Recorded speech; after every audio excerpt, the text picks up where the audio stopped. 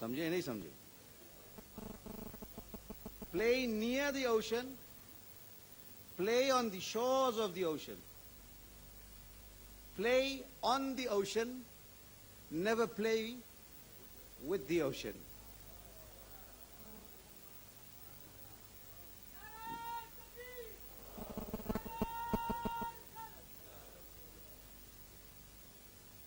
We have amongst us the most senior of the ulama of the Ahl Sunnah wal Jama'ah in the Indo-Pak subcontinent. Ustaz al-Ulama, Bahr al-Ulum, Hazrat Maulana Mufti Abdul Mannan Qadiri Razavi A'azami, Damar Barakatum al-Qudsi. And I am blessed with a relation with him for the last 33 years. From 1969. Alhamdulillah. Alhamdulillah. When he used to frequent his murshid in Bareilly Sharif, we were present there. From the time we reached 1969, he is Bahr al-Ulum, the title bestowed upon him because of his excellence and vast oceanic knowledge. Bahr al-Ulum, the ocean of knowledge. Allahu Akbar. He is in his 70s. And he has blessed us and graced this function with his auspicious presence. Allah subhanahu wa ta'ala آپ کو سلامت رکھے. اللہ تعالیٰ آپ کے علوم میں برکات عطا فرمائے اور آپ کی برکات سے ہمارے سینوں کو اللہ سبحانہ و تعالیٰ منور فرمائے. I will request him with great honor. حضور آپ سے بہت مؤدبانہ گزارش کروں گا کہ تشریف لائے اور اپنے فیوز و برکات سے ہمیں ہمکنار فرمائے. نعرہ تکبیر، نعرہ رسالت. نہیں وہ بند ہے.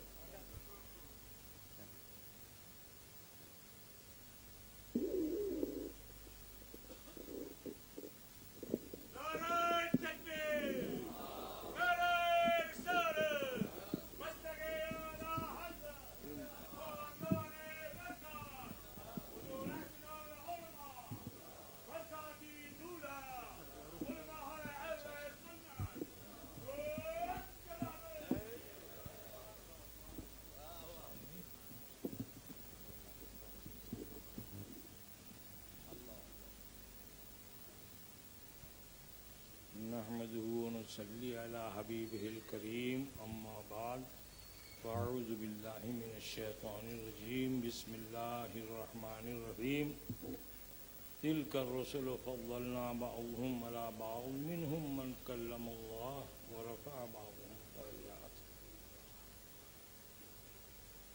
برادران اسلام اور معزز حضرات السلام علیکم.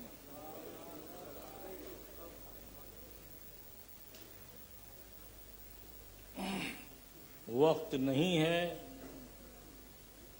مگر مجھے یہ خوشی ہے کہ دعا ہو چکی، تعارف ہو چکا، سب پر سیر حاصل بحث ہو چکی. اب میں اس آخر وقت میں، اب میرا بھی آخر وقت ہے، آپ سے کیا عرض کروں. آئیے تھوڑی دیر اپنے رسول کی تعریف کریں. اللہم صلی علی سیدنا و نبینا مولانا محمد وبارک وسلم. دنیا میں جتنے لوگ آسمانی کتاب کے ماننے والے ہیں سب یہ کہتے ہیں کہ اللہ پاک نے انسانوں کی ہدایت کے لیے رہنما، رہبر، ریفارمر اور رسول و پیغمبر بھیجے.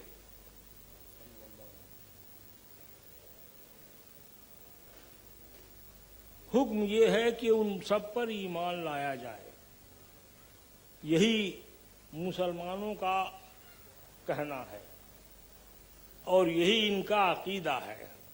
قرآن میں اللہ پاک نے فرمایا وَإِن مِّن أُمَّةٍ إِلَّا خَلَا فِيهَا نَذِيرٌ.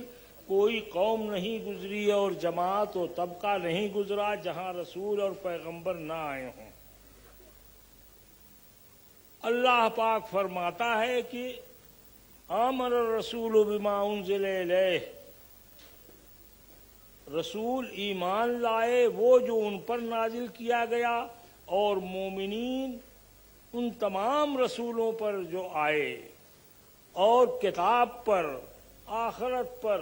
تو معلوم یہ ہوا کہ ان رسولوں میں جتنے بھی آئے ہوں شمار کرنے کی ذمہ داری ہمارے اوپر نہیں ہے. ان سب پر ایمان لانا یہ مسلمانوں کا شیوا ہے. لیکن ان رسولوں میں آپس میں کوئی بزرگ ہے، کوئی بزرگ تر ہے، کوئی افضل ہے، کوئی افضل ترین ہے، کوئی اعلیٰ ہے، کوئی فوق الاعلیٰ، نور علی نور. اللہ فرماتا ہے، جو یہ آیت میں نے آپ کے سامنے پڑھی اس میں پروردگار ارشاد فرماتا ہے یہ رسول ہیں جن میں ہم نے بعض کو بعض پر فضیلت دی، کتنوں سے کلام کیا. منہم من، ان میں سے وہ ہیں کہ جن سے ہم نے کلام کیا بے واسطہ، اور وہ ہیں کہ جن کو ہم نے روح القدس سے تائید فرمائی، اور بیچ میں وہ ہیں کہ جن کو درجوں بلندی دی. سبحان اللہ. ہاں، مقدار نہیں بیان کیا، حد نہیں مقرر کی. اگر خاموش رہوں میں تو تو ہی سب کچھ ہے. اگر خاموش رہوں میں تو تو ہی سب کچھ ہے. جو کچھ کہا تو تیرا حسن ہو گیا محدود. مفسرین کہتے ہیں کہ یہ کلیم اور مسیح کے بیچ میں بعض کے پردے محبوبی میں جس محبوب کا نام نہیں لیا گیا اور بعض کہہ دیا گیا، وہ سید عالم جناب محمد رسول اللہ صلی اللہ تعالی علیہ وسلم ہیں. کیونکہ محبت کا طریقہ یہی ہے کہ جسے چاہیں کبھی کبھی بے نام بھی ان کی یاد کریں. اے گل بتو خرسندم تو بوئے کسے داری. سبحان اللہ. نام نہیں لیا، حالانکہ محبوب کی خوشبو ہے اس لیے ہم تجھے پسند کرتے ہیں. تو اس لیے اے گل بتو خرسندم تو بوئے کسے داری. ہمارے سرکار سید عالم سب سے افضل ہیں. علماء کی زبانی آپ نے بہت سنا. ایک مغربی مفکر کی زبانی سنیے، غالباً باسورتھ اسمتھ نام اس کا ہے. وہ لکھتا ہے کہ محمد صلی اللہ تعالی علیہ وسلم میں 3 باتیں اتنی بڑی ہیں کہ اگر ان میں سے ایک بات بھی کسی میں ہو تو وہ سب سے بڑا انسان ہونے کے لیے کافی ہے. پہلی بات یہ ہے کہ پیغمبر اسلام نے ایک بہت بڑی قوم کی بنیاد رکھی. دوسری بات یہ ہے کہ محمد عربی صلی اللہ تعالی علیہ وسلم نے ایک عالمگیر حکومت کی بنیاد رکھی.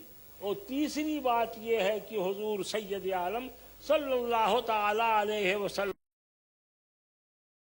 ایک دائمی مذہب کی بنیاد رکھی. بات اس نے کہہ دی. مجھے گھڑی بھی بار بار دیکھنا ہے تو اب میں تھوڑی دیر آپ کو بتاتا ہوں کہ قومیت کیا ہے. کچھ لوگ یہ کہتے ہیں کہ ایک جغرافیائی حدود میں جو انسان ایک جگہ رہتے بستے ہیں وہ ایک قوم ہے، یعنی قوم وطن کی بنیاد پر بنتی ہے. ہمارے بھارت میں بہت دنوں تک اس کا جھگڑا رہا، اور مولویوں کا ایک طبقہ تھا وہ یہ کہتا تھا کہ صاحب قومیں وطن کی بنیاد پر بنتی ہیں، مذہب کی بنیاد پر نہیں بنتی. ڈاکٹر اقبال سے نہیں رہا گیا. انہوں نے چند اشعار کہے کہ عجم ہنوز نہ داند رموز دین ورنہ، عجم ہنوز نہ داند رموز دین ورنہ، ز دیوبند حسین احمد اینچ بلا جبیس، سرود بر سر منبر کہ ملت از وطن است، چبے خبر ز مقام محمد عربیس، بمصطفیٰ برسا خیش را کہ دی ہموس، وگر بہو نہ رسیدی تمام بور حبیس. بڑی تعجب کی بات ہے کہ یہ مولوی لوگ رسول اللہ کے دین کا بھید نہیں جانتے اور کہتے ہیں قومیں وطن سے بنتی ہیں، کلمے سے نہیں بنتی ہیں. کیسے لوگ ہو گئے ہیں؟ سنو جی سنو، رسول اللہ کی پیروی کرو تب تو ایک ہو، نیک ہو، کامیاب ہو، فائز المرام ہو، اور اگر ان سے پھرے تو ابو لہب کے پیچھے گئے۔ تو ایک یہ بھی نظریہ تھا۔ دوسرا نظریہ یہ ہے کہ قوم نسل اور خاندان کی بنیاد پر ترتیب پاتی ہے، جیسے جرمنی قوم ہے، جیسے رومی قوم ہے، جیسے ہندوستان میں بھی بہت ساری قومیں ہیں، تو وہ خاندان کی بنیاد پر، آباء و اجداد کی بنیاد پر قومیں بنتی ہیں۔ کسی کا کہنا یہ ہے کہ ایک زبان جن لوگوں کی ہو وہ ایک قوم شمار کیے جاتے ہیں، کسی کا کہنا یہ ہے کہ ایک قسم کی معاشرت، رہن سہن اور ضروریات اور حاجتیں جن کی ہوں ان کو ایک قوم کہا جاتا ہے۔ میں نے کامریڈ اسٹالن کی کتاب مسئلہ قومیت پڑھا، اس میں یہ کہتا ہے کہ حقیقت میں ہو سکتا ہے کہ قومیت کی تشکیل میں ان سارے اسباب کا کچھ نہ کچھ اثر ہو، لیکن حقیقت یہ ہے کہ وہ کسی ایک چیز کی خصوصی بنیاد پر نہیں بنتی، مختلف ضرورتیں اور مختلف اسباب ہیں جو ایک جگہ مل جاتے ہیں تو ایک قوم بن جاتی ہے۔ جب ہمارے سرکار آئے تو دنیا یہی کہہ رہی تھی، مگر میرے آقا نے فرمایا کہ ٹھیک ہے، پہلے قومیں وطن کی بنیاد پر بنتی رہی ہوں، زبان کی بنیاد پر بنتی رہی ہوں، نسب کی بنیاد پر بنتی رہی ہوں، اور ضروریات متحدہ اور معاشرت متحدہ کی بنیاد پر بنتی رہی ہوں، لیکن یہ محمد الرسول اللہ کا کمال ہے کہ انہوں نے جس قوم کی بنیاد رکھی، لا الہ الا اللہ محمد الرسول اللہ پر رکھی، دنیا کو آپ نے خطاب یہی فرمایا، یا ایھا الناس قولوا لا الہ الا اللہ تفلحوا، اے لوگو لا الہ الا اللہ کہو تو کامیاب ہوگے۔ تو حضور صلی اللہ تعالی علیہ وسلم نے صرف کہا ہی نہیں، اور لوگ یہ نعرہ سن کر رسول اللہ کی قومیت میں، مسلم جماعت میں شامل ہونے لگے۔ کیا کیفیت؟ اب میں آپ سے کیا عرض کروں، حضرت سلمان فارسی ہیں، فارس کے رہنے والے ہیں، اسی نور مبین کی تلاش میں بازاروں میں بکے، چوراہوں پر نیلام ہوئے، دیس دیس پھرے، ادھر ادھر غلام بنے، چلتے چلتے اس جگہ آ گئے جہاں رسول اللہ آنے والے تھے۔ غلغلہ نبوت سنا، تار پر چڑھے اور کھجور پر چڑھے کام کر رہے تھے، دل بے چین ہو گیا، دوڑے بھاگے خدمت میں آئے، آج دیکھا، کل دیکھا، پرسوں دیکھا، اور پڑھا کلمہ لا الہ الا اللہ محمد الرسول اللہ۔ اب اگر ان سے کوئی پوچھے کہ سلمان تم کس خاندان کے ہو، تو فرماتے تھے سلمان ابن اسلام، ابن اسلام، ابن اسلام 70 مرہ۔ نعرہ تکبیر، سلمان کا باپ بھی اسلام ہے، سلمان کا دادا بھی اسلام ہے، اس کا پردادا بھی اسلام ہے، سبحان اللہ، 70 پشت تک یوں ہی گنتے چلے جاؤ۔ بندے عشق شدی ترک نسب کن جامی، بندے عشق شدی ترک نسب کن جامی، کی دری راہ فلاں ابن خلاقی جینیس۔ تو محمد رسول اللہ کے یہ غلام ہیں اور ان کی شان یہ ہے۔ حضرت بلال آئے، اللہ اکبر، رسول اللہ کے غلام ہو گئے۔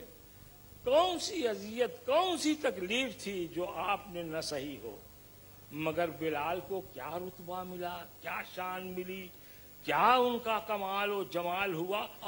ایک بات تو چھوڑ ہی گیا، دیکھیے بڈھا ہو گیا ہوں، حافظہ کمزور، سرکار نے انہیں یہ انعام بخشا، سلمان و منا اہل البیت، سلمان تو ہمارے خاندان کا ہے۔ بلال آئے، یہ بھی رسول اللہ صلی اللہ علیہ وسلم کے غلام ہو گئے، مصیبتیں برداشت کی، یہ کیا وہ کیا، رسول اللہ کا انعام دیکھو۔ مکہ فتح ہو گیا، صحن کعبہ میں سارا مکہ جمع ہے.